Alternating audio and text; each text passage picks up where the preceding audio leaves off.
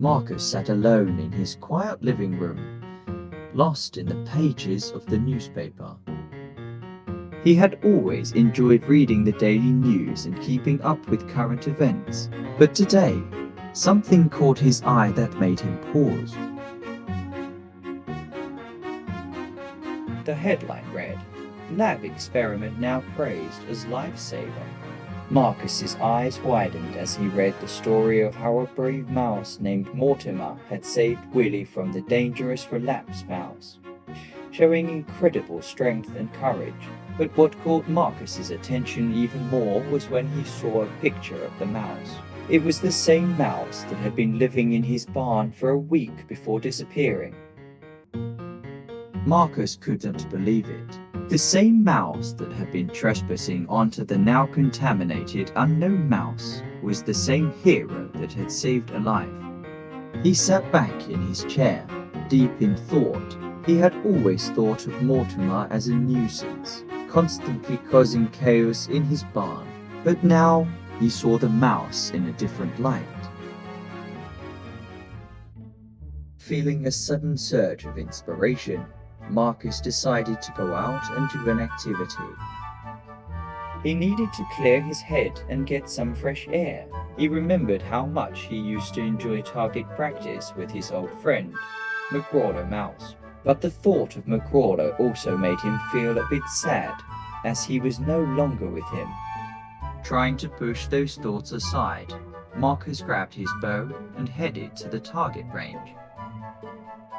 He felt confident as he aimed for the targets, reminiscing about the good times he had with McCrawler. But as he shot, he missed. He tried to shrug it off, but with each missed shot, he could feel himself growing more and more frustrated. Suddenly, something inside Markus snapped. His eyes started to twitch and his smile turned into a sinister grin. He continued to shoot, hitting the targets multiple times, but he couldn't shake off the feeling of going mentally insane. His teeth started to show. Markus still tried to shoot even with his eyes white. He tried to stretch his neck to try to relax, but it didn't work as his eyes and teeth glowed bright red. Markus couldn't see anything, blinded by the red light, but he continued to laugh in a deranged manner. His happiness soon turned into anger as he blindly shot at the targets. He hit a bullseye, but in his mind he believed he had missed. The anger consumed him, and he shot another arrow, not realizing that it was bouncing off the walls and heading straight towards him.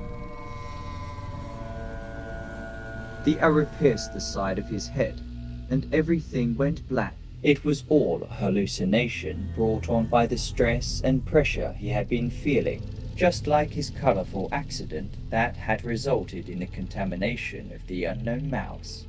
This was another side effect of his mind playing tricks on him. Markus woke up outside, next to a dumpster. He was disoriented and confused, not knowing how he ended up there. An employee from the target range approached him and helped him up, explaining how he had passed out during target practice. Markus couldn't believe what had just happened. He questioned his sanity, wondering if he was losing his mind. He slowly made his way home, feeling lost and unsure of what was real and what was not. From that day on, Markus never underestimated the power of the mind and the effects of stress and pressure.